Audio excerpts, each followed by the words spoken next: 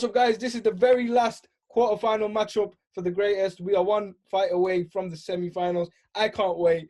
And we've had this discussion already because I accidentally didn't record the last video. So we're just gonna point out the points that was actually said. There is a breakdown, so don't worry. We didn't argue in the last one, so there's no fakeness here. We have a mutual agreement. We're gonna go over the points, but before we do that, let's introduce the fighters. I'm so sorry, Marshall. Let's do it. Let's go. That's all good, man. We have the Easton Assassin, Larry Holmes, with a record of 69-6 with 44 knockouts. He stands at 6'3" with an 81-inch reach. In his prime, he weighed in about 215 pounds. Taking on the Brown Bomber, Joe Louis, with a record of 66-3 and 52 knockouts. He stood at 6'1.5" with a 76-inch reach. And something that you mentioned when we filmed previously is you don't realize that he's almost 6'2". He doesn't look that tall in the old footage. No, and that comes because, like we were saying, was it camera angle? I don't think so, because it wasn't no stupid camera angle. It was more so the way they fought, crunched in. They used to be like this, and they're back. You know what happens to old people as they got older? They crunch in. That's what they used to fight. Like, it was really strange. But Yeah.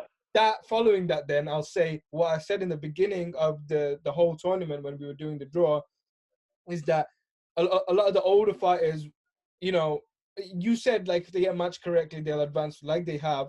But a lot of the older fighters don't have the greatest chance against the new school fighters, more so because of the style. The boxing has evolved. Heavyweight boxing has evolved. There's been different styles. These guys, they'd have one trait of power or knowing how to throw a combination properly, because a lot of the old school fighters, they wanted to scrap. That's it. They knew how to scrap. So it wasn't much technical ability going into it.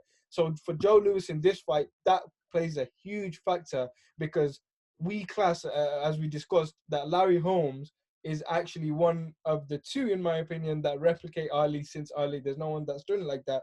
Him, you could say more so than Tyson Fury, who's the other guy, because of his height. He was smaller. He weighed less than Tyson. He weighed closer to Muhammad Ali, whereas Tyson can use his weight, like you mentioned. So, yeah, I think the technical ability plays a massive factor in this fight.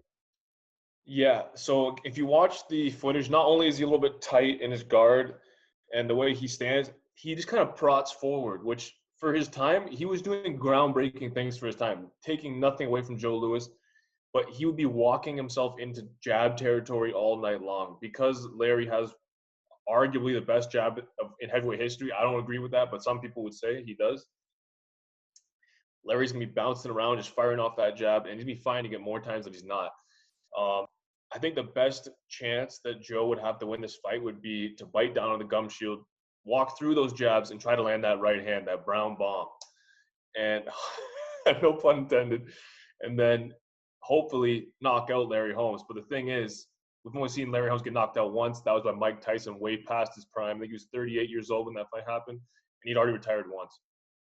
Is he going to land the chocolate brownie? The chocolate brownie. None of that. None of that. No, yeah, exactly. And I said in the previous recording that Larry Holmes maybe doesn't get the bro. The guy's not even verified on freaking Instagram. How annoying is that? You know, there we go. That shows it. He's not even verified on Instagram. He doesn't get the respect and admiration. Only he does from the hardcore fans, but you know, most of the fans, you know, they kind of overlook him, because a lot of the people, like I did at one point as well. They see the Mike Tyson fight and they think, oh, you know, he beat an old washed up Ali, and then he got showed up against Mike Tyson. The truth of the matter is, no, he was old against Mike Tyson, and there was a period of time between the Muhammad Ali and the Mike Tyson fight, and he did great things. And the matter of fact, which fight was it now, where one of the fighters that he fought specifically was a come forward fighter, and he ended up beating... It was Ken Norton. Ken Norton, exactly. Ken Norton. He did that to Ken Norton, and Ken Norton was one of the so-called, you know, big-time fighters of that era as well. So he beat Ken Norton, who was one of the greats of that time, of that era. And to see what he did to that type of fighter in his prime, you'd have to choose him to beat a slower, in my opinion, Joe Louis. Yeah, so one more point on that. People need to remember that we're taking Joe Louis in his era, the way he fought at his time, versus the way Larry Holmes in his era, the way he fought at his time. We're not saying if these two guys fought in today's era with today's technology, how great they would be. It's not the conversation we're having. too many hypotheticals. We're taking what actually happened and putting them at their very best against each other. And I think the very best Larry Holmes wins 9 times out of 10 against Joe Louis. Can you imagine if Joe Louis was around like now, like if he was born like 20 years ago and was a fighter now? He's so strange. He'd be a cruiserweight. Yeah, he would. A lot of the old school fighters would, you know? Yeah. Marciano would even cut to light heavy. Yep, 100%. Crazy. Absolutely mad. It's just a different game, man. The game's changed. Where are we going to be in another like 50, 60, 70 years time? I hope we don't have 7-foot tall heavyweights. Like Nikolai Valuev was an outlier. Well, actually, in fact, we are moving forward with the new strongmen taking part in boxing. So weight-wise, we're actually going, you know, we're evolving now. This is history, groundbreaking stuff. That ring, by the way, that's another video to discuss. We're gonna actually we can do it if you want. They're gonna need a split, but that's a different video. Let's just finish this up because that's the quarterfinal done. Boom, there you have it. Semi-finals coming up. Make sure to watch out for the draw, and we'll catch you once we have filmed that episode. Peace, guys. Hey Fight fans, it's Michelle Joy Phelps. If you haven't already subscribed to my YouTube channel, make sure you go ahead and do so by clicking this icon right here and hit the bell button so you can get notified every time we upload a new video. And we also have a free app available on iTunes and Google Play, so make sure you go and download that. Bye Fight fans.